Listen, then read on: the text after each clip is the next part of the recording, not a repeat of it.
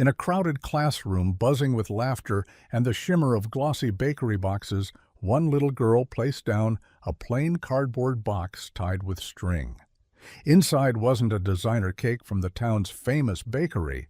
It was a lopsided homemade chocolate cake baked in a rattling oven by a mother working two jobs. The snickers came fast, the whispers sharper. Looks like it came from the trash.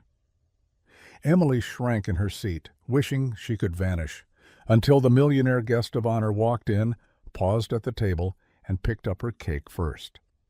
It was a chilly spring morning when the schoolyard of Westbridge Elementary filled with the sounds of chatter, laughter, and the squeak of shoes on the cracked pavement. Children ran across the playground, some clutching brightly wrapped store-bought snacks, others comparing glossy bakery cakes their parents had picked up on the way to school. Today wasn't just an ordinary day. It was the annual spring celebration, where each student was asked to bring something to share with the class. For most kids, it was a chance to show off. Parents rushed to the supermarket to buy the fanciest cakes, cookies, or cupcakes they could find. Boxes from the town's popular bakery, Golden Crust, were especially prized. The more elaborate the frosting, the more attention it got. But among all the excitement, one little girl stood off to the side, clutching a simple cardboard box tied with string. Her name was Emily. She was 8 years old, with chestnut brown hair that tumbled down her shoulders in uneven waves, and big hazel eyes that always seemed to search the ground rather than meet anyone's gaze. The box she held wasn't shiny, and the cake inside wasn't decorated with sprinkles or sugar flowers. It was homemade, baked the night before by Emily and her mother in their tiny kitchen, using an old recipe scribbled on a yellowed note card. Flour had dusted their countertops, and the oven had rattled from age, but the two of them had laughed through the mess. Emily's mother, Sarah, was a single parent who worked two jobs to keep them afloat. She couldn't afford the expensive bakery treats other families bought, but she had promised Emily that love could taste better than anything money could buy. Still, as Emily walked into the classroom with her modest cake, her shoulders hunched. She knew what was coming. "Is that your snack?" a boy named Trevor asked, his voice loud enough for half the room to hear. Trevor was the kind of child who always wore new sneakers and bragged about his father's company car. He glanced at the box in Emily's hands and smirked. "Looks like it came from the trash." A couple of kids snickered. Emily's cheeks burned. She wanted to say something back, but the words tangled in her throat. She carefully set the box on the food table, where an array of glossy cakes and cookies already gleamed. Her cake looked small and plain among them, just a round chocolate sponge with uneven frosting. "Who even eats that?" Another girl, Jessica, whispered loudly to her friend. "It's not even from Golden Crust. My mom said only poor people make food at home." Laughter rippled through the group, sharp and cutting. Emily's hands trembled as she stepped back. She bit her lip hard, trying not to cry. Her mother had stayed up late to help her. They had taken turns stirring the batter. They had shared the last of their cocoa powder to make sure the cake was rich and sweet. And she had been so proud when the smell filled their small apartment, when her mother kissed her forehead and said, "This will be the best cake there, sweetheart. Don't forget, it's made with love." But now, surrounded by jeers, Emily felt the weight of shame pressing down on her. She slid into her chair, shrinking into herself, wishing she could disappear. The classroom door opened just then, and everything shifted. Mr. Harding, their teacher, welcomed the guest of honor, a tall man in an impeccable navy suit. His polished shoes clicked against the floor, and a quiet authority followed him into the room. The children's chatter hushed instantly. "Class," Mr. Harding announced, "this is Mr. Adrian Cole. He's a successful businessman in our community, and he's come to speak with us today about hard work, kindness, and chasing your dreams." Adrian Cole. The name carried weight in Westbridge. He was a self-made millionaire, the CEO of a major real estate development firm. Parents whispered about his success, his elegant house on the hill, his sleek black car that purred down Main Street. Some saw him as untouchable, a man too busy for small-town affairs, yet here he was, standing in a classroom filled with children, smiling as if he had all the time in the world. "Good morning," Adrian said, his voice warm but steady. "I hear today's a special day, a celebration with food you all brought to share. I hope I get to try some." Excited murmurs swept the room. Kids beamed, eager to show off their desserts. Trevor rushed forward, pointing at his family's towering strawberry shortcake. "Try mine. It's from Golden Crust, the best in town." Adrian chuckled softly. "I'll be sure to try it." His eyes moved across the table of treats, pausing briefly on each. But when his gaze landed on the modest, unevenly frosted chocolate cake sitting off to the side, something in his expression shifted. He noticed the way the children had crowded away from it, the way Emily sat with her head down, small shoulders hunched as though bracing for more ridicule. He walked over to the table. Instead of reaching for the glossy strawberry shortcake or the perfectly frosted cupcakes, he stopped in front of the plain chocolate cake in the simple box. With deliberate care, he picked up the knife beside it. "This one looks wonderful," he said. A hush fell. Emily's head jerked up, eyes wide. "No," Trevor burst out, half laughing. "That one's gross. It's homemade." But Adrian ignored him. He cut a generous slice, lifted it onto a paper plate, and took a bite in front of everyone. The room watched, waiting for him to grimace, to spit it out, to confirm what they all thought. Instead, Adrian smiled. "Delicious," he declared. "Absolutely delicious." He turned to the class. "You know, when I was your age, my mother used to make cakes that looked just like this. We didn't have much money, but she told me the same thing I'll tell you now. Food made with love will always taste better than anything money can buy." The classroom was silent. Emily's eyes filled with tears, not from shame this time, but from something she hadn't felt in a long time, pride. Adrian took another bite, savoring it. Then he set down the plate, looked around the room, and said, "I'd like everyone here to try a piece of this cake. It's too good not to share." For a moment no one moved. Then slowly Mr. Harding cleared his throat. "Well, you heard Mr. Cole. Line up, children." One by one they came forward, at first reluctantly, then with growing curiosity. Jessica wrinkled her nose but still took a slice. Trevor scowled but followed when the others did, and as they tasted, their skepticism faded. The cake was soft, rich, and sweet, the kind of flavor that reminded them of warmth and home. "It's actually good," one boy muttered in surprise. "Better than the bakeries," Jessica admitted, cheeks pink. Emily sat frozen in her seat, hardly daring to breathe. She had spent the morning wishing she could vanish, but now her classmates were devouring the cake she had been so ashamed of. They weren't laughing anymore. They were nodding, licking frosting from their fingers, whispering about how good it was. And through it all, Adrian Cole stood beside the table, his hand resting lightly on the cake box as though protecting it. He glanced at Emily and offered her a small, reassuring smile. Something inside her shifted, fragile but powerful. For the first time she felt seen. She didn't know it yet, but that single choice, the moment a millionaire picked her cake instead of the fancy ones, would change her life, and her mother's, in ways neither of them could have imagined.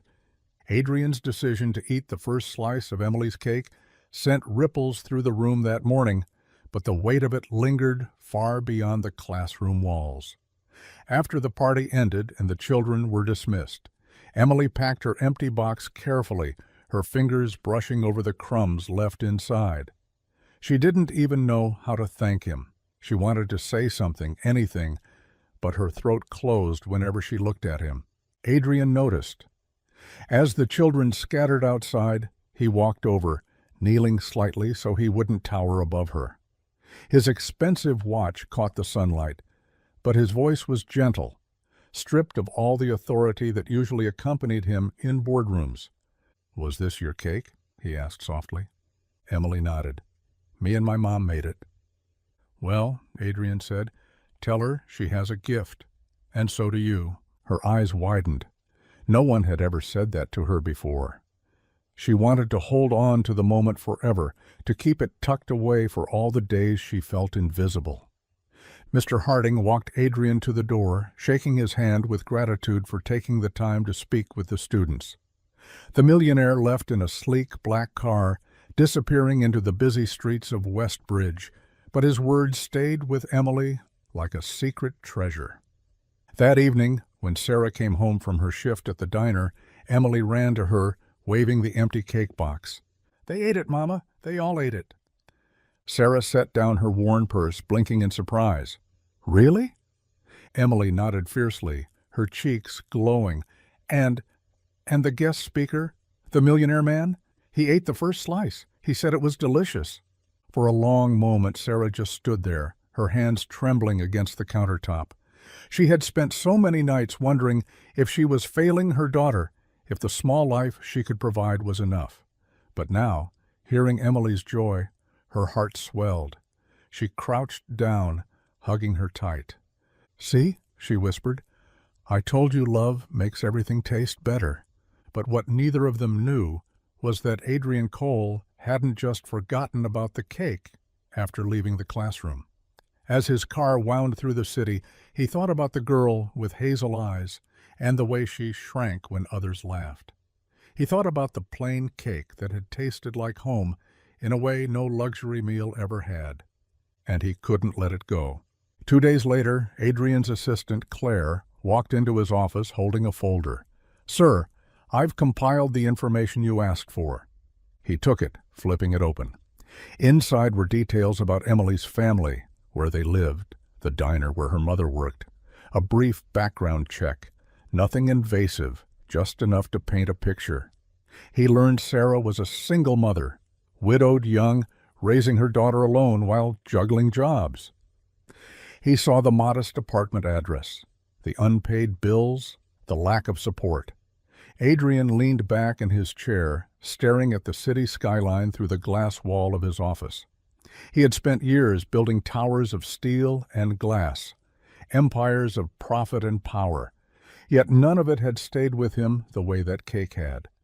He didn't want pity for them. He wanted something else, something he couldn't name yet, but which tugged at him all the same.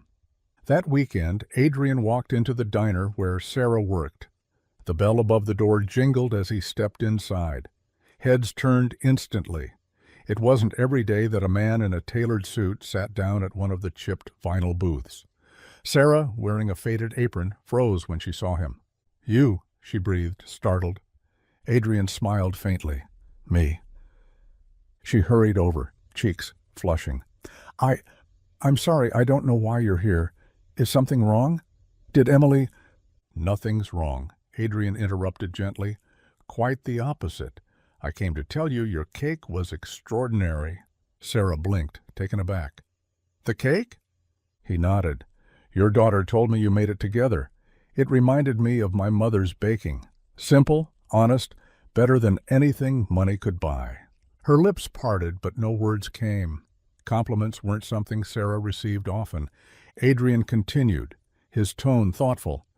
"Have you ever considered doing more with it, sharing it beyond a classroom?"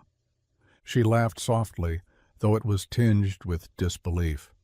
"What do you mean? I barely have time to sleep between shifts. Baking is it's just something I do for Emily." He studied her, seeing the exhaustion etched in her face, the resilience in her posture. He recognized it. He had seen it in his own mother years ago, a woman who had sacrificed everything for him.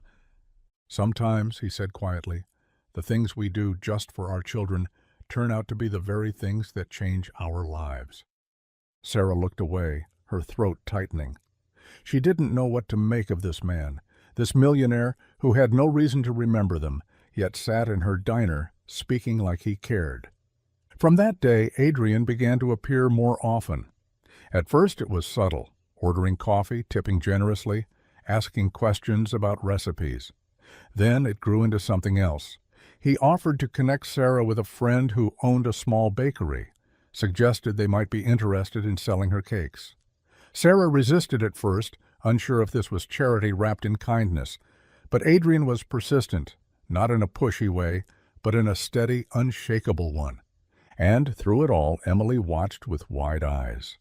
For the first time she saw her mother smile at work. She saw the weight on her shoulders ease just a little. She saw Adrian not as the man in a suit, but as someone who listened, really listened, to them. The kids at school began to whisper too. Word spread that the millionaire had chosen Emily's cake over all the others. Slowly, the teasing stopped. Some even asked if she could bring more. Emily still felt nervous walking into the classroom, but now there was something else inside her, a flicker of confidence. Adrian's world and theirs began to intertwine in ways none of them had expected. But what started as a simple slice of cake was about to grow into something far greater.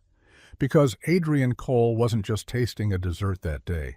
He was tasting the beginning of a new chapter, one that would force him to confront his own past, his own loneliness, and the choice between building empires for himself or building something that could finally feel like home. Adrian's decision to eat the first slice of Emily's cake sent ripples through the room that morning, but the weight of it lingered far beyond the classroom walls. After the party ended and the children were dismissed, Emily packed her empty box carefully, her fingers brushing over the crumbs left inside. She didn't even know how to thank him. She wanted to say something, anything, but her throat closed whenever she looked at him. Adrian noticed. As the children scattered outside, he walked over, kneeling slightly so he wouldn't tower above her. His expensive watch caught the sunlight, but his voice was gentle, stripped of all the authority that usually accompanied him in boardrooms. "Was this your cake?" he asked softly. Emily nodded. "Me and my mom made it." "Well," Adrian said, "tell her she has a gift, and so do you." Her eyes widened. No one had ever said that to her before. She wanted to hold on to the moment forever, to keep it tucked away for all the days she felt invisible. Mr. Harding walked Adrian to the door, shaking his hand with gratitude for taking the time to speak with the students. The millionaire left in a sleek black car, disappearing into the busy streets of Westbridge, but his words stayed with Emily like a secret treasure. That evening, when Sarah came home from her shift at the diner, Emily ran to her, waving the empty cake box. "They ate it, Mama. They all ate it." Sarah set down her worn purse, blinking in surprise. "Really?" Emily nodded fiercely, her cheeks glowing. And the guest speaker, the millionaire man, he ate the first slice. He said it was delicious." For a long moment, Sarah just stood there, her hands trembling against the countertop. She had spent so many nights wondering if she was failing her daughter, if the small life she could provide was enough. But now, hearing Emily's joy, her heart swelled. She crouched down, hugging her tight. "See," she whispered, "I told you love makes everything taste better." But what neither of them knew was that Adrian Cole hadn't just forgotten about the cake after leaving the classroom. As his car wound through the city, he thought about the girl with hazel eyes and the way she shrank when others laughed.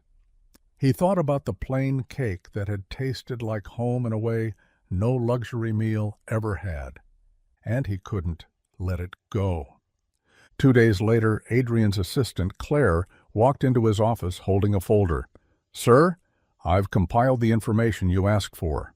He took it, flipping it open. Inside were details about Emily's family, where they lived, the diner where her mother worked, a brief background check, nothing invasive, just enough to paint a picture. He learned Sarah was a single mother, widowed young, raising her daughter alone while juggling jobs. He saw the modest apartment address, the unpaid bills, the lack of support. Adrian leaned back in his chair, staring at the city skyline through the glass wall of his office. He had spent years building towers of steel and glass, empires of profit and power, yet none of it had stayed with him the way that cake had. He didn't want pity for them. He wanted something else, something he couldn't name yet, but which tugged at him all the same. That weekend, Adrian walked into the diner where Sarah worked. The bell above the door jingled as he stepped inside. Heads turned instantly. It wasn't every day that a man in a tailored suit sat down at one of the chipped vinyl booths. Sarah, wearing a faded apron, froze when she saw him. "You?" she breathed, startled. Adrian smiled faintly. "Me?" She hurried over, cheeks flushing. I'm sorry, I don't know why you're here. Is something wrong? Did Emily—" "Nothing's wrong," Adrian interrupted gently. "Quite the opposite. I came to tell you your cake was extraordinary." Sarah blinked, taken aback. "The cake?" He nodded. "Your daughter told me you made it together. It reminded me of my mother's baking. Simple, honest, better than anything money could buy." Her lips parted, but no words came. Compliments weren't something Sarah received often. Adrian continued, his tone thoughtful. "Have you ever considered doing more with it, sharing it beyond a classroom?" She laughed softly, though it was tinged with disbelief. "What do you mean? I barely have time to sleep between shifts. Baking is it's just something I do for Emily." He studied her, seeing the exhaustion etched in her face, the resilience in her posture. He recognized it. He had seen it in his own mother years ago, a woman who had sacrificed everything for him. "Sometimes," he said quietly, "the things we do just for our children turn out to be the very things that change our lives." Sarah looked away, her throat tightening. She didn't know what to make of this man, this millionaire who had no reason to remember them, yet sat in her diner speaking like he cared. From that day, Adrian began to appear more often. At first, it was subtle, ordering coffee, tipping generously, asking questions about recipes. Then it grew into something else. He offered to connect Sarah with a friend who owned a small bakery, suggested they might be interested in selling her cakes. Sarah resisted at first, unsure if this was charity wrapped in kindness. But Adrian was persistent, not in a pushy way, but in a steady, unshakable one. And through it all, Emily watched with wide eyes. For the first time, she saw her mother smile at work. She saw the weight on her shoulders ease just a little. She saw Adrian not as the man in a suit, but as someone who listened, really listened to them. The kids at school began to whisper too. Word spread that the millionaire had chosen Emily's cake over all the others. Slowly, the teasing stopped. Some even asked if she could bring more. Emily still felt nervous walking into the classroom, but now there was something else inside her, a flicker of confidence. Adrian's world and theirs began to intertwine in ways none of them had expected. But what started as a simple slice of cake was about to grow into something far greater. Because Adrian Cole wasn't just tasting a dessert that day. He was tasting the beginning of a new chapter, one that would force him to confront his own past, his own loneliness, and the choice between building empires for himself or building something that could finally feel like home. Adrian didn't usually linger in places like that small-town diner, but in the weeks that followed, it became something of a habit. The first time he had come, he told himself it was only to compliment Sarah on her cake, to close the loop on a simple kindness. The second time, he convinced himself it was because the coffee wasn't bad, and the third because he needed a quiet corner to think away from boardroom noise. But by the fourth and fifth visit, he had stopped making excuses to himself. Sarah noticed. She wasn't naive. Every time the little bell above the door chimed and his tall figure filled the entrance, her chest tightened with unease. Millionaires didn't just sit in diners without reason, and she didn't like owing anyone, especially someone whose world was so far above hers it might as well have been another planet. One slow afternoon she finally asked, "You don't have to keep coming back, you know." Her tone was polite but edged with suspicion. "There are nicer places in town." Adrian set down his coffee cup, studying her with those clear gray eyes of his. "I like this place." She frowned. "You like sticky booths and burnt bacon?" A corner of his mouth lifted. "I like the company." The word startled her, and for a moment she forgot how to breathe.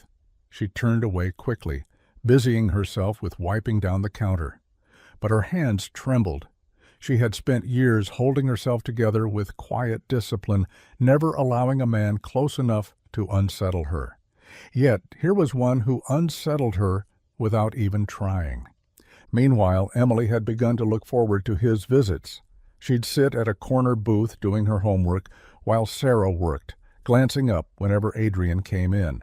He always asked about her day, listened with the kind of patience most adults didn't give children, and sometimes slipped her one of the fancy pens from his office. One evening, as he was leaving, Emily tugged his sleeve. "Mr. Cole?" He crouched down so they were eye level. "Yes?" "Why did you eat my cake first?" The question was so simple, but the weight of it pressed on him. He thought back to that classroom, to the way she had shrunk under the laughter, to the memory of his own childhood when he too had felt small, unseen, dismissed because his shoes weren't new and his lunches weren't from stores. "Because it mattered," he said quietly. "Because you mattered." Emily blinked, then gave a small smile that reminded him so much of a hope he thought he had lost. After that, Adrian's involvement in their lives deepened. He introduced Sarah to his friend Daniel, the bakery owner, who agreed to let her sell a few cakes on weekends. At first, Sarah resisted. She didn't want charity. But when Emily pleaded, "Please, Mama, just try," she agreed. Her first Saturday at the bakery, she baked 3 cakes, 1 chocolate, 1 lemon, 1 vanilla with cinnamon. By noon, they were gone. Customers asked if more were coming. By the end of the month, Daniel offered her a part-time spot supplying baked goods. Sarah couldn't quite believe it. The extra money meant she could cut back one of her shifts at the diner. It meant more nights at home with Emily.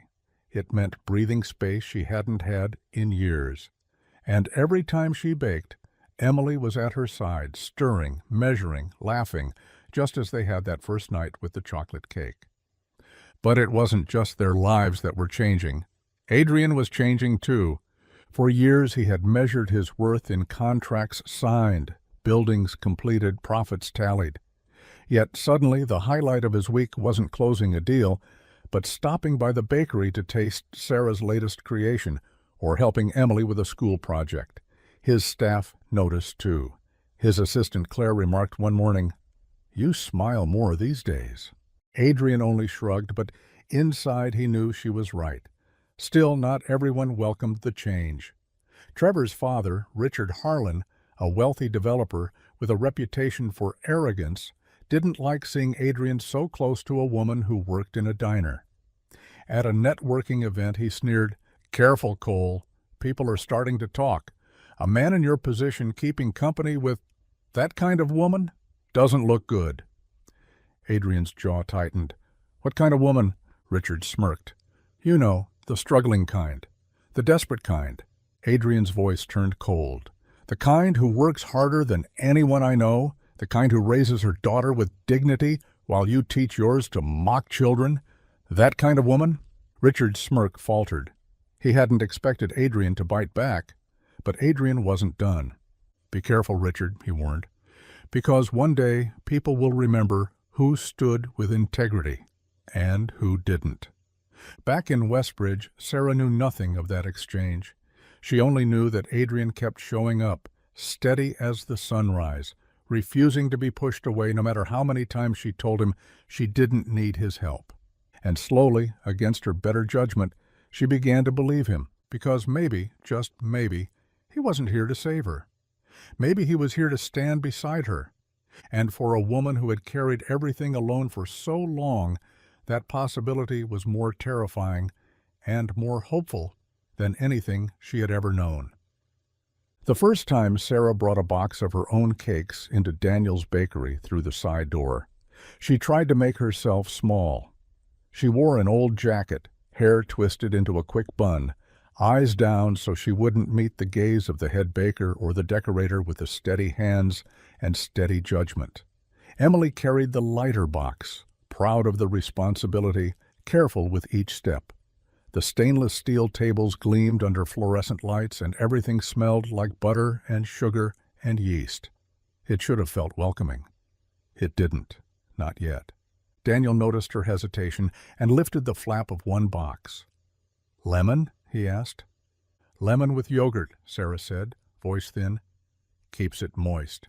"And this?" "Vanilla with cinnamon. It was my husband's favorite." She didn't mean to say that last part. Grief spoke when it wanted to, uninvited and inconvenient. Daniel didn't push. He took out a knife, cut a thin sliver of the lemon, closed his eyes like a man listening to a piece of music. "That's... Wow, you sure you don't want to run the front counter and let me hide in the back?" She laughed despite herself, a quick, unsteady sound. "I'm not sure your customers want to see me after a night shift." "Trust me, they'll want to see this," he said, gesturing to the cakes. "Put them in the case, left side. We'll put a small card. Sarah's. That okay?" "It's too much," she said on reflex. "It's not enough," he shot back, warm, and then he winked at Emily. "What do you think, assistant?" Emily stood straighter. "I think it needs a label that says, 'Made with love.' My mom says love is an ingredient." "Best ingredient," Daniel agreed. By mid-morning, a woman with a stroller ordered just a tiny piece to try. She returned 10 minutes later for 2 whole slices to take to the park. A pair of contractors stopped in and left with paper plates and sawdust on their boots. A teenager bought the last piece of vanilla with cinnamon, then stood at the window eating it with a spoon, eyes closed, swaying a little. The bell over the door kept ringing.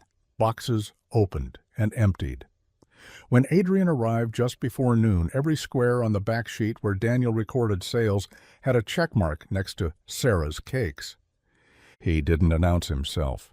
He stood at the doorway, hands in his pockets, watching Sarah rest her weight against the counter and breathe in the impossible fact that people were asking for more of something she made with her own hands. Then he stepped up, paid for a slice of lemon that wasn't there anymore, and laughed with the cashier when she said, "Sorry, Mr. Cole, we're out." "Best problem in the world," he said, and Sarah turned at the sound of his voice. He didn't say "You're welcome." He never did. He said, "Congratulations." That night, Emily fell asleep on the couch with sugar under her fingernails and a smile that didn't fade even in dreams.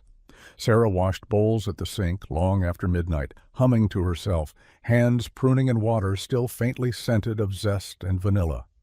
She was so tired she could fold in on herself, so happy she could float. When she finally turned off the kitchen light, she stood in the doorway and listened to the silence of their small apartment, the kind of silence that didn't press down but wrapped around. And she let herself imagine a different future, not extravagant, just steady, just theirs. It didn't take long for the first crack in that fragile imagining. On a Thursday morning, Emily returned from school quieter than normal. She set her backpack down too carefully, lined up her pencils on the kitchen table, then sat without opening a single book. Sarah recognized the posture. She had worn it herself at 8, 9, 10, ages when the world learned to push, and she learned to make herself a smaller target. "What happened?" Sarah asked, sitting across from her. Emily stared at the table. "Trevor said I cheated." "On what?" "On the party. He told everyone my cake wasn't really mine. That Mr. Cole asked the fancy bakery to pretend." Her voice cracked on pretend. Sarah's breath hitched. Anger came fast and hot, but she pressed it down so it wouldn't spill onto the only person in the room who hadn't caused it. "And what did you say?" Emily's shoulders rose and fell. "Nothing.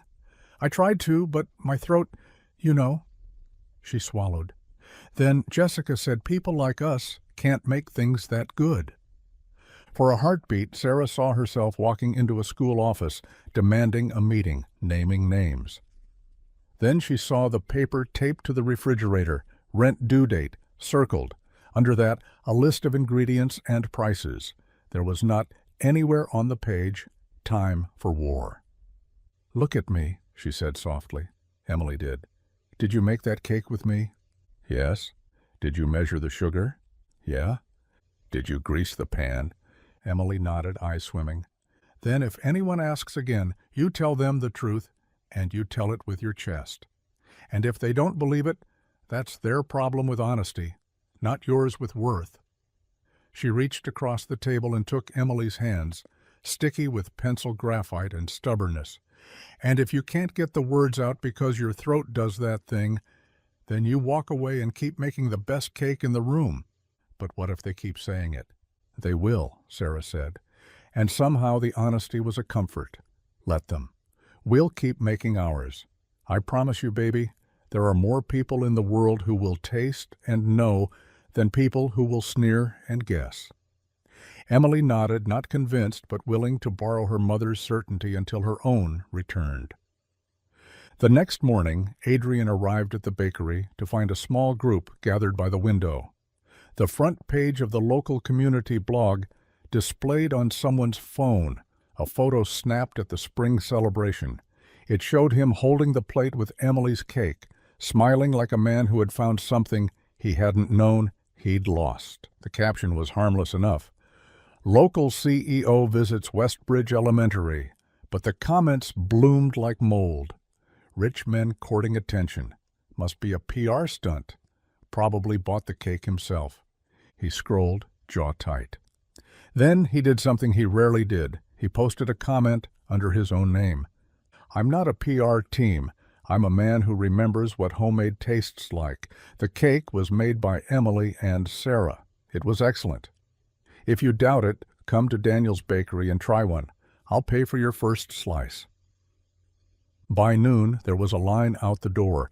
People came for a free thing. They left with their wallets lighter and something unexpected in their chests. The bakery ran out by 2. Daniel texted Sarah in a panic and a thrill. Can you make more? Sarah read the text during her 10-minute break at the diner. She looked at the clock. The manager had already given her a look for arriving a minute late. Her feet hurt. Her hands smelled like fryer oil. But there was a line of people somewhere in this town asking for something she could give. She texted back, I can try. She worked until 4, got home at 4:30, and baked until midnight. Emily measured, licked a spoon, fell asleep on a chair with her head against the table and a dish towel for a pillow. At 1, Sarah carried her to bed, then returned to the oven. At 3, she turned off the last timer, set the last cake on a cooling rack, and leaned her forehead against the cupboard door. Just 2 hours until she had to be up again. The next day, Adrian took call after call with a paper plate balanced on a file folder, lemon crumbs stuck to his tie. Claire knocked and entered with her usual efficiency, and then stopped short. Is that Sarah's? You know it by sight now, he teased. By smell, she said, then paused. By reaction, she gestured vaguely at him. You don't look like this after quarterly wins. What do I look like? He asked. Like someone who remembers what his mother's kitchen felt like. He held her gaze for a beat too long, then looked away. Tell legal we're not moving forward on the Harlan Heights bid. Claire blinked, surprised. We've spent months on that. I know. Richard won't love it. I know, he said again, and rubbed at the lemon smear on his tie, as if it was the most complicated stain in the world. He didn't explain that his decision had roots that grew under the ground of profit and into the soil of something older. A neighborhood on the edge of the city where he had grown up, where Harlan's proposal would flatten a block of small homes and the last affordable grocery store. He didn't explain that he was tired of measuring winning by columns that ignored people. He simply said no and let the shock waves spread. Richard called within the hour. You just blew up a sure thing. It wasn't sure, Adrian said, and it wasn't a thing. You getting soft coal? Richard sneered. Must be the girl in the apron. Adrian's tone went arctic. Say another word about her, and I hang up. You hang up, and I call the board. They don't like a CEO who plays philanthropist with shareholder money. I'm not playing any role, Adrian said. I'm making a decision aligned with our long-term strategy and my conscience. If that scares you, maybe check which part of you is shaking. He hung up. Then he stared at the city beyond his glass wall, angles and windows and reflections, and understood, maybe for the first time, that he was done living entirely in a world made of edges. The pushback came fast. Richard still had friends in high places, and the first whisper landed exactly where Sarah would feel it, at the bakery. A surprise inspection from the city, a murmured comment about permits and supplier logs, a warning to Daniel about irregularities with new product sources. Daniel met Sarah at the back door and told her gently, "It's probably nothing," he said, which meant it might be something. "Just need to make sure your kitchen meets standards if you're baking from home." Sarah's stomach fell. I don't have a commercial kitchen." "I know. I should have checked sooner. We'll figure it out." "I can stop," she said quickly, shame rising like heat. "I don't want trouble for you." Daniel shook his head. "This is not you. This is someone trying to make you stop, and I don't like bullies." That night, Sarah stood in her kitchen and looked at it like a stranger. The old oven, the single sink, the love baked into every inch. It wasn't enough, not for rules she hadn't known she was breaking, by exceeding everything she'd ever dared to hope for. She took off her apron and folded it with slow care. "We need to pause," she told Emily, who sat on the counter swinging her legs. "Just for a little while. We'll do it right, and then we'll do it again." Emily's face fell. "Did we do something wrong?" "No," Sarah said, and the truth of it steadied her. "We did something good, and some people don't know what to do with good when it isn't theirs." The next morning, she went to the bakery to tell Daniel she would stop supplying until she could sort out permits. Adrian was already there, speaking quietly with him in the office. They looked up when she stepped in. She wanted to be the first to say it, to own the decision, to prove that gratitude did not mean dependence. "I'm going to take a break," she said, before either man could try to fix anything. "I don't have the right kitchen. I didn't know. I'm sorry for putting you in a spot." "You didn't," Daniel said. "I did," she insisted, voice steady, "and I'll make it right. I can save. I can do cottage law. I can—" She swallowed. Her hands were shaking, and she made them still. "I can do this the way it should be done." Adrian didn't interrupt. He waited until she finished, until she had said the words she needed to say to herself. Then he said, "What if we do it faster?" She narrowed her eyes. "What does that mean?" "It means I have an empty storefront on Pine and 7th, he said. "It used to be a florist.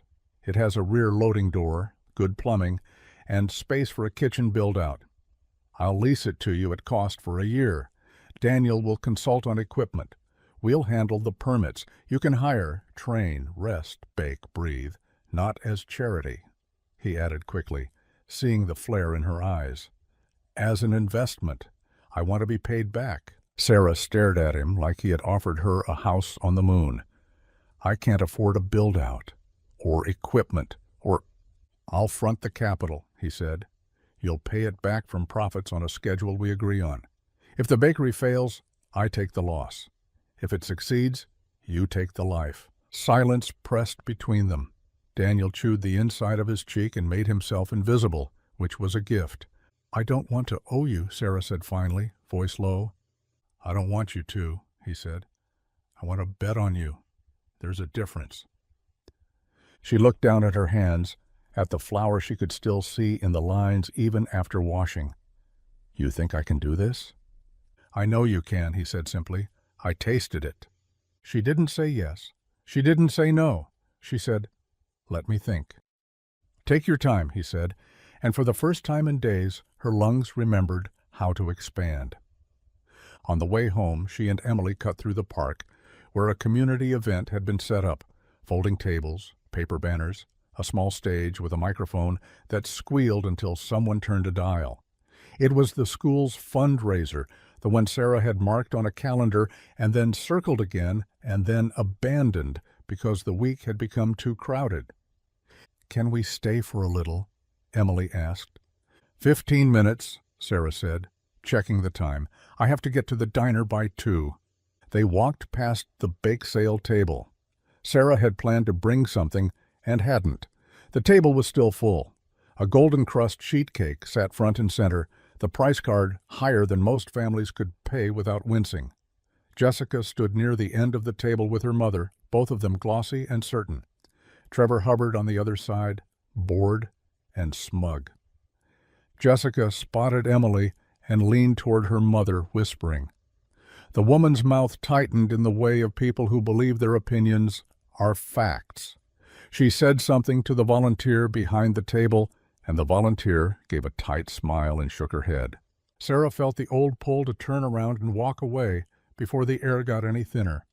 Then she heard a familiar voice behind her. "Excuse me," Adrian said, because he always said, "excuse me," even when he could have simply moved past. "Is this the famous fundraiser?" The volunteer's eyes brightened. "Mr. Cole." "Yes, we're raising money for the new library." Adrian smiled. "I love libraries." He looked at the table, at the sheet cake, at the smaller plates of brownies and cookies. He reached into his jacket, took out his card and said, "I'd like to buy everything." The volunteer blinked. "Everything?" "Everything," he confirmed. "Then I'd like to give it all away." The volunteer laughed, surprised and relieved in one sound. Jessica's mother stiffened, her grip tightening around her designer handbag. Trevor actually looked interested for the first time. "Is that allowed?" someone asked, and another person said, "If he pays, why not?" And someone else said, "It's for the library." Adrian handed over his card, waited while the volunteer's hands shook, plugging in the total, then lifted the microphone from the stand. It squealed and hiccuped, then settled. "Hello," he said, and the little park fell quiet in that instinctive way of people who recognize a voice of consequence even when it's soft. "I hear we're building a library. I think that's the best kind of building." He winked toward Mr. Harding, who had shown up with a stack of flyers. "So here's a thing I learned not long ago. The best food at a table doesn't always come in a fancy box. Sometimes it comes in a plain one with string. Sometimes it comes from a kitchen where the oven rattles and the window sticks, and there's love in the bowl you can't measure. Today, everything on that table is paid for. Please take something, and then read a book with someone you love." It was too simple, and somehow exactly right. People clapped. The volunteer began to hand out plates. A little boy with scabbed knees took a cookie and grinned up at his mother. Emily turned her face up to the sun and closed her eyes. Sarah found herself smiling without permission. Jessica's mother cleared her throat delicately. "Mr. Cole," she said, voice carrying just enough. "That's very generous. Our family supports the library, too, through Golden Crust. They make the best cakes in town." "I'm sure they're very good," Adrian said. And then he did the only thing that would make the moment go from generous to unforgettable. He looked at the table, at all the options he had technically just purchased, and cut himself a slice of the plainest thing there, the most homemade-looking brownies of the batch.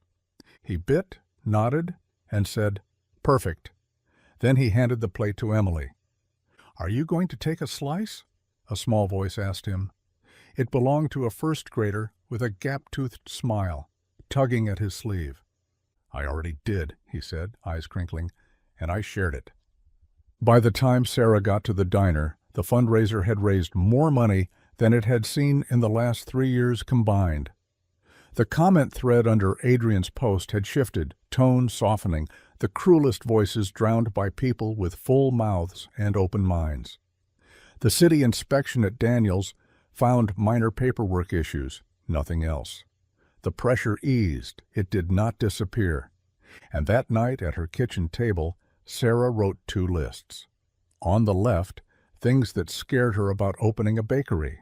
On the right, things that scared her about not opening it. The right-hand list was longer. She texted Adrian, "I'll do it, but I want the name on the lease to be mine, and I get final say on the menu, and we put up a sign that says, 'No one eats alone.'" He texted back in less than a minute, "Deal, deal, and deal." The build-out began the following week. If Sarah had expected a sleek crew to descend and scorch the earth with glossy surfaces, she was surprised. Adrian introduced her to a contractor with a coffee stain on his notebook and a daughter in Emily's class. The man listened more than he talked, took measurements, then asked Sarah to walk him through how she moved in a kitchen. She did, embarrassed at first, then with growing confidence. Here a prep station, there a mixing zone, here the oven, here the cooling racks. He nodded, took notes, asked about shelf height and dough weight like she was the only expert on the project, and she was, and it shaped the room. Emily came every afternoon after school, her backpack abandoned on a corner table, her homework spread between bundles of electrical wire and samples of tile. She made friends with the electrician's apprentice, a woman named Lila, who told her she used to be afraid of math until she realized it made lights come on. Adrian visited most days. He backed away when Sarah needed space, stepped forward when red tape required someone who spoke fluent counsel. He never used his weight to crush. He applied it like a hand on a shoulder, steadying, reassuring there. Richard watched it all with a smile that never reached his eyes. In a private meeting with 2 council members, he asked reasonable questions about zoning. He offered a donation to the park.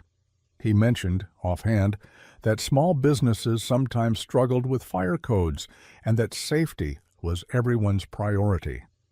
Then he sat back and let bureaucracy do what it does best, tire out the people with the least time.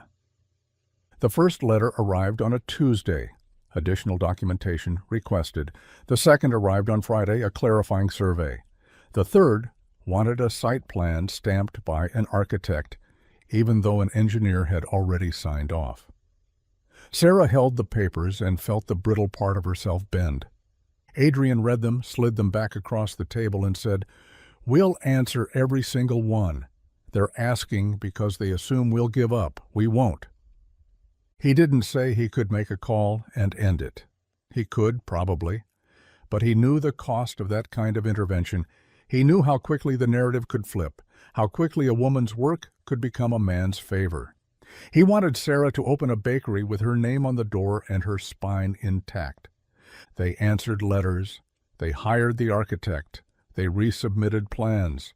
The contractor lost 2 days waiting for a stamp and made them back by working until midnight, music playing low, laughter rising when someone spilled a small mountain of flour and turned the room into a snow globe.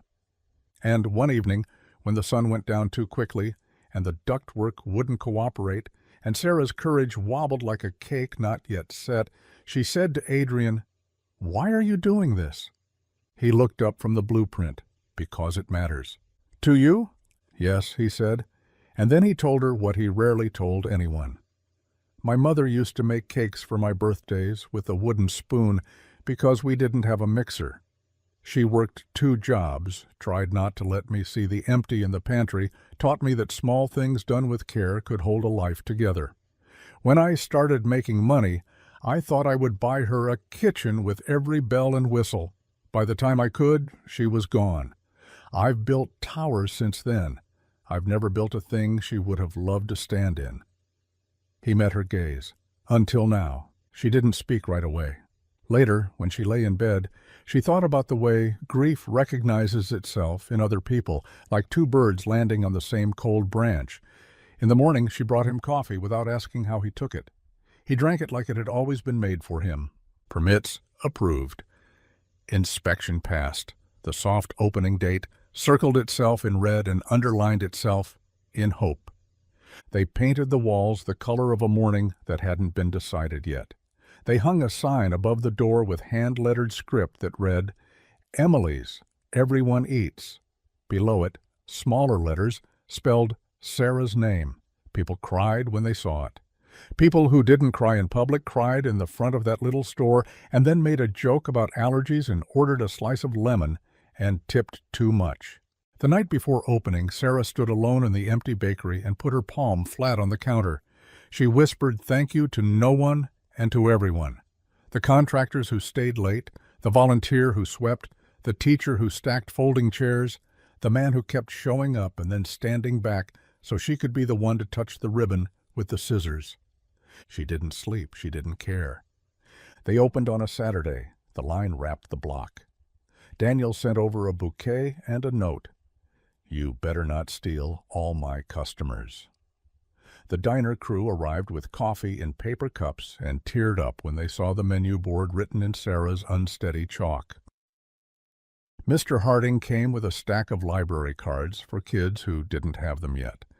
Jessica and her mother stood mid-line, pale with the effort of wanting to be seen wanting.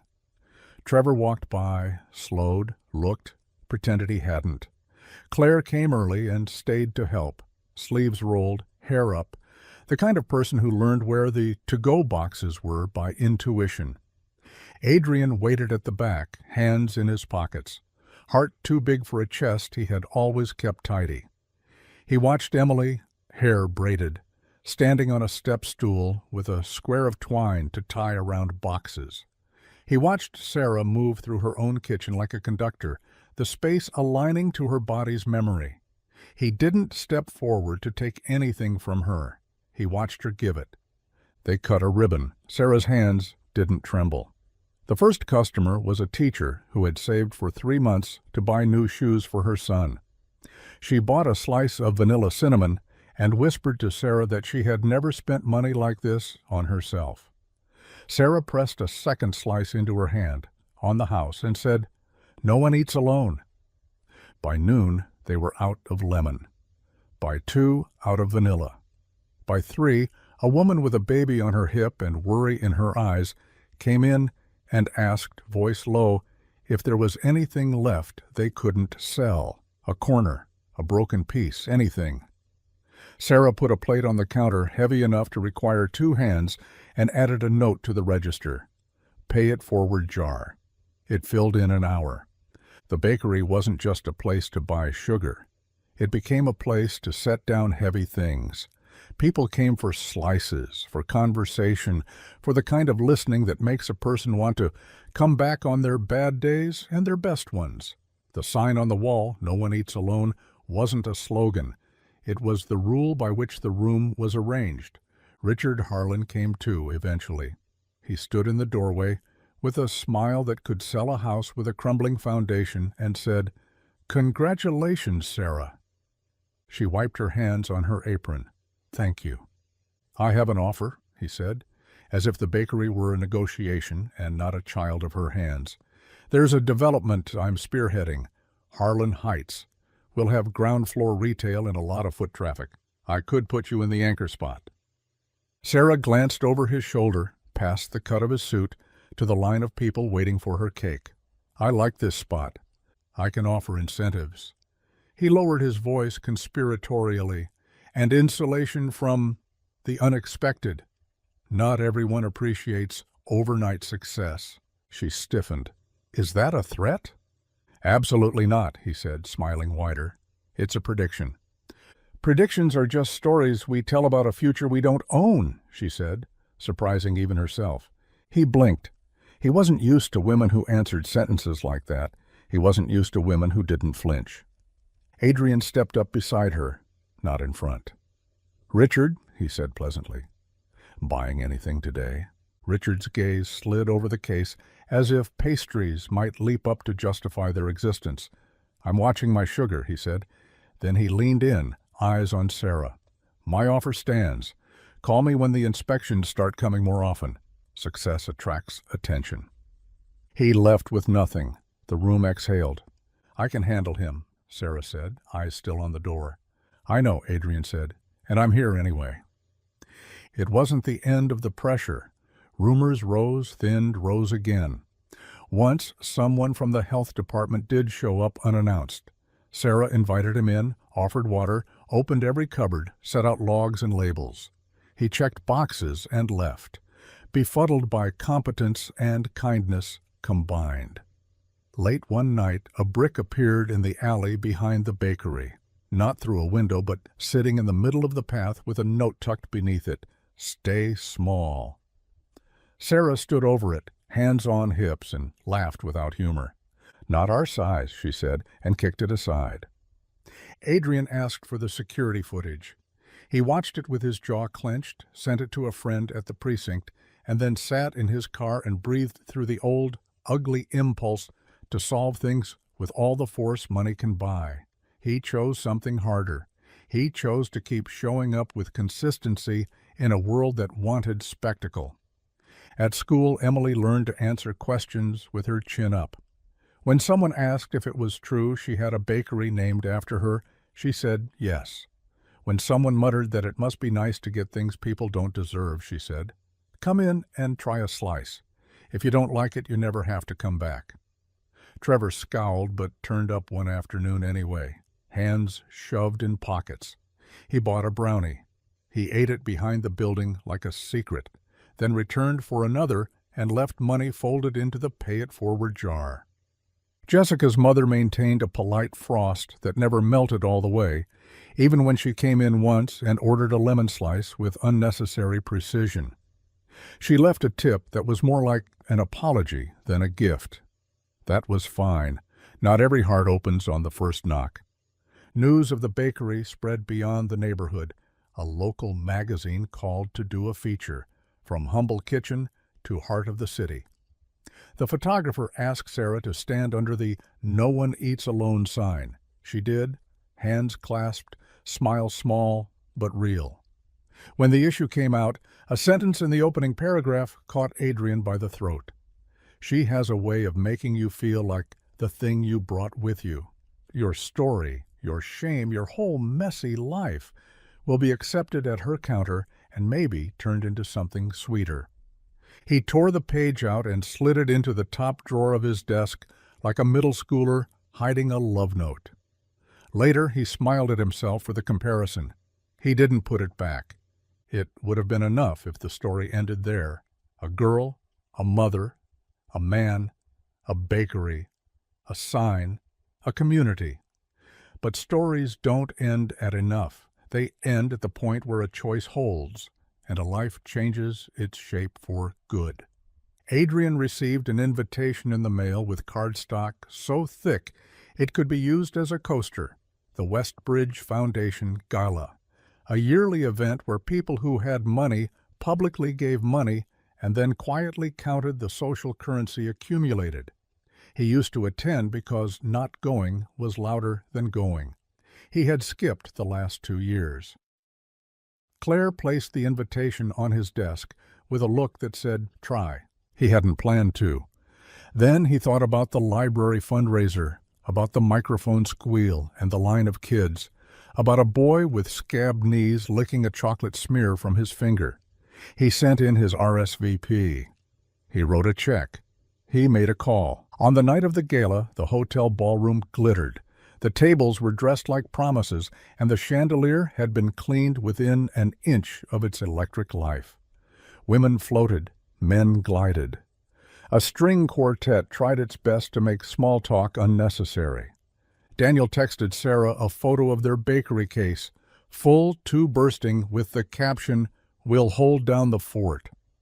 She smiled at the picture, more at the we than the cakes, and put on the dress she had bought from a consignment shop a month earlier, a simple black sheath that made her feel like the person she wanted to be when she stood in front of her own oven. Adrian arrived at her door at 7 exactly. He stood there, tie slightly crooked because he had pulled it off and on 3 times, trying to decide if his mother would think the color respectful or the evening ridiculous. The look on his face when he saw Sarah erased the question. "You look like a problem," he said, then shook his head. I know what you mean," she said and laughed. They drove across the city with the windows cracked. The night smelled like cut grass and something new. When they entered the ballroom, heads turned. Some people looked glad, some looked surprised. A few looked like they had touched something sharp. Richard was at the bar. Of course he was. He lifted his glass when Adrian passed, a toast without warmth, and drifted over like a tide a person would rather not swim in. "Sarah," he said smoothly, "you clean up beautifully." "Thank you," she said, and did not say anything about his soul. "I see you've brought your investor," he added. "She brought her date," Adrian said. "And her backbone," Sarah said. Richard's mouth tightened. "Well then, enjoy the evening." "We will," Adrian said, and they did, up until the moment the MC announced the dessert tasting and unveiled a table of 3 showpieces brought in from the city's most prestigious bakery, which was not Daniel's and certainly not Emily's. Adrian felt the old irritation flicker. He hadn't expected them to serve Sarah's cake. He had expected an empty nod. Nothing more. He had prepared, and it still stung. "Excuse me," he murmured to Sarah, and crossed the room to a side door where hotel staff moved in and out, in a quiet choreography of trays and timing. He found the coordinator, a woman with a clipboard and the authority to reroute the mood of a room with a raised eyebrow. "I'm Adrian Cole," he said. "I know," she said, kind but busy. "Do you have space for one more cake?" She blinked. "Mr. Cole, the menu is set. The cakes have been delivered." "I understand," he said, polite as a man asking a favor he could easily force, refusing to force it. "I brought a cake anyway. If there's room on a side table, if there's a corner of a counter, if there's a way for it to be cut and served to anyone who wants it, not instead of, but alongside, I'd be grateful." She hesitated. Schedules didn't like spontaneity. Schedules worked best when people didn't. Then she looked at his face and saw something she recognized from a different life. "Where is it?" "In the car," he said, and then smiled at his own audacity. "It's from a friend." They carried it in together, he and the coordinator and a server, whose arms were made for trays. It was a chocolate cake with uneven frosting. No sugar flowers, no gold leaf, no pretense. The kind of cake that had started a story. "Where do you want it?" the coordinator asked. "Near the front," he said, and then corrected himself. "Near the edge." He found the MC between jokes and asked for 1 minute of apology and a slice of time. The man hesitated, glanced at the coordinator, who nodded, and then handed over the microphone.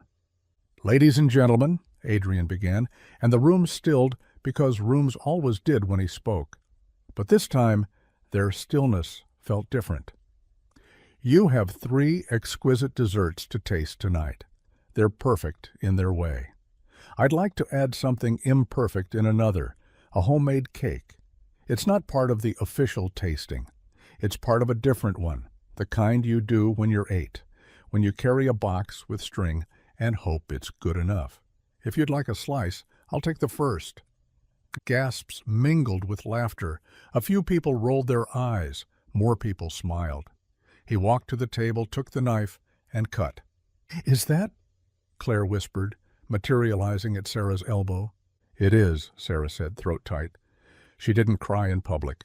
She pressed her thumbnail into her palm and watched the man she was learning in real time take the first slice, lift it up, taste, swallow, and nod.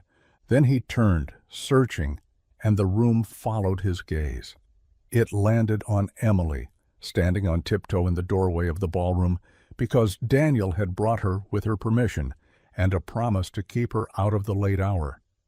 Someone had tied a ribbon in her hair that morning, and it had somehow survived the day. Adrian lifted a plate, crossed the room like the only thing he had ever learned to do well was walk toward what mattered, and handed the slice to Emily.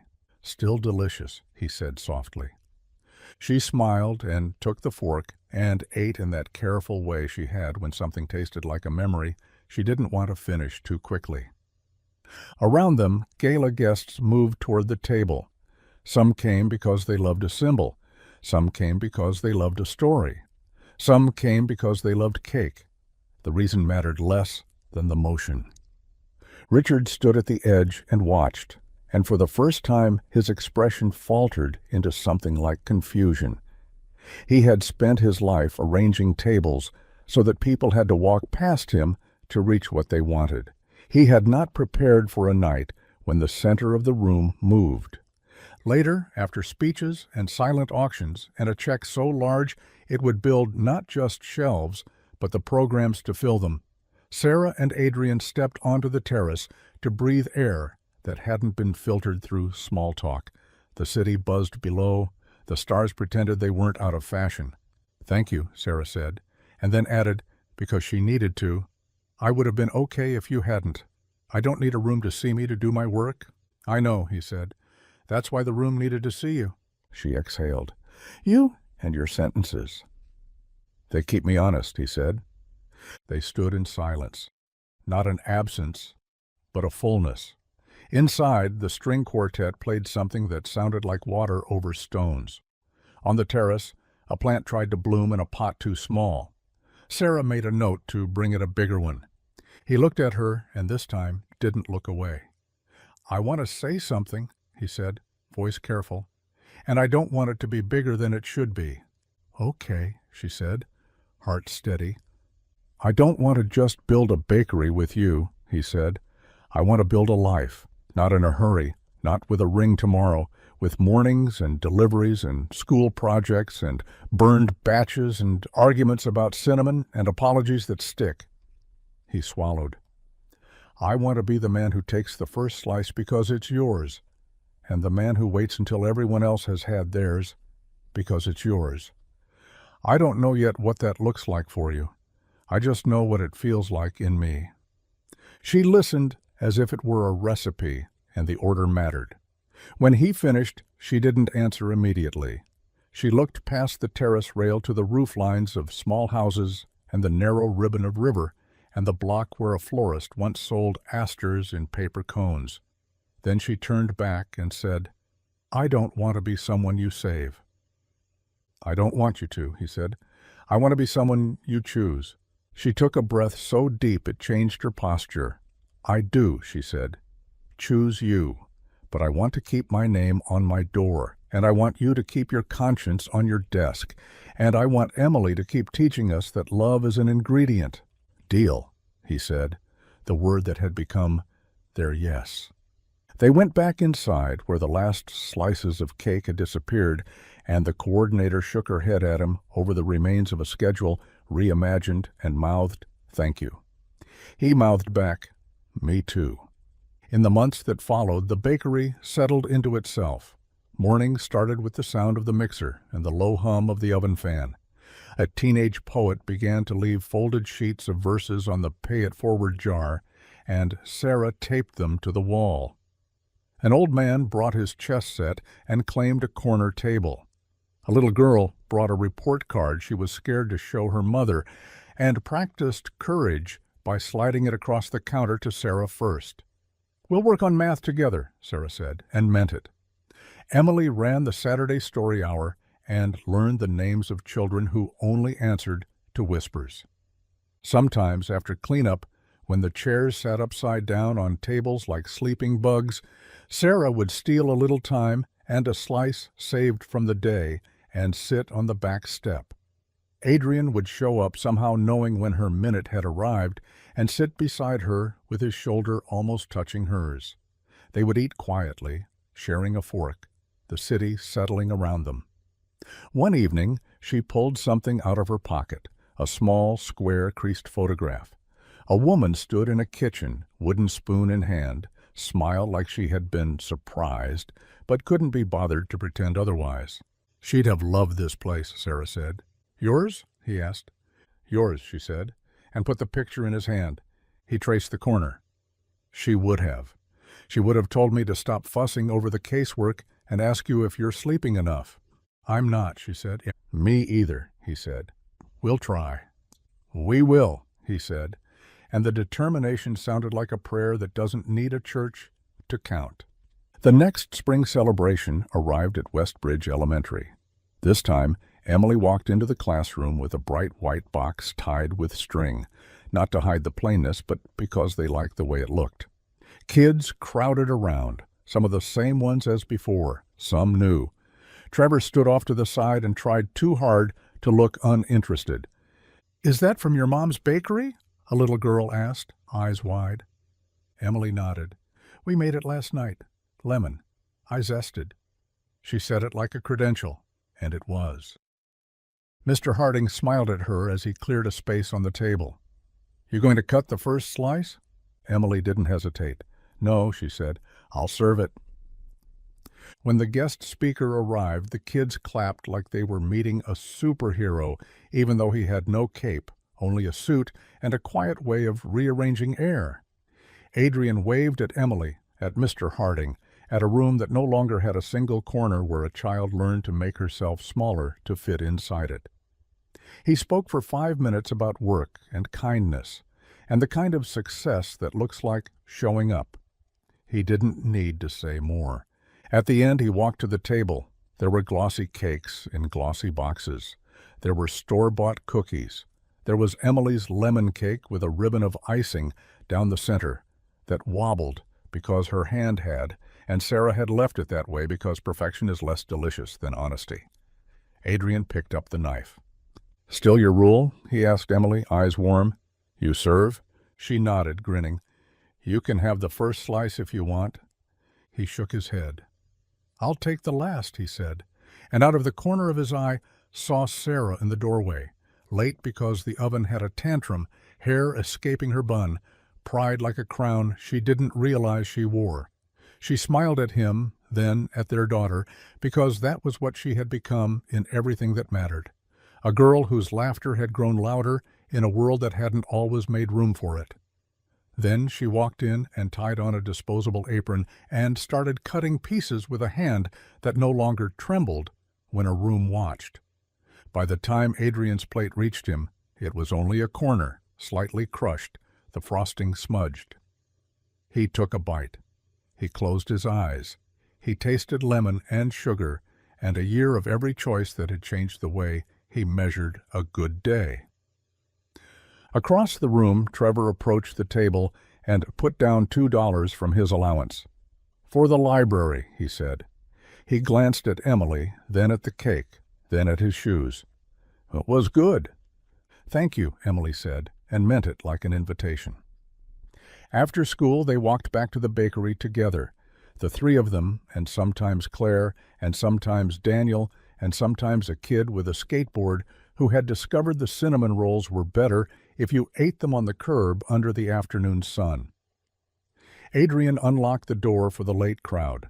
Sarah flipped the sign to "Open," even when the schedule said "Closed." Emily tied on her apron and reached for a stack of paper plates. They moved in that easy way people do when the room is built to their rhythm.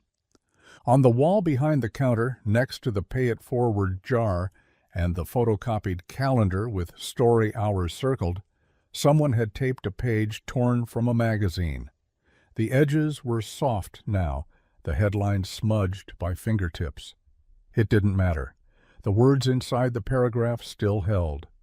Later that evening, when the last customer left and the mixer washed itself loud as rain, Sarah leaned against the counter, watching Adrian wipe down tables with a care that made her love him more than any gala speech could have. Emily was cleaning the chalkboard, one careful swipe at a time, tongue peeking out in concentration. "Hey," Sarah said, and he looked up. "I've been thinking," she said. "Dangerous," he said lightly, and then sobered, because he knew the cadence of her voice when she was about to rearrange their lives in a way that felt like setting them down where they always belonged.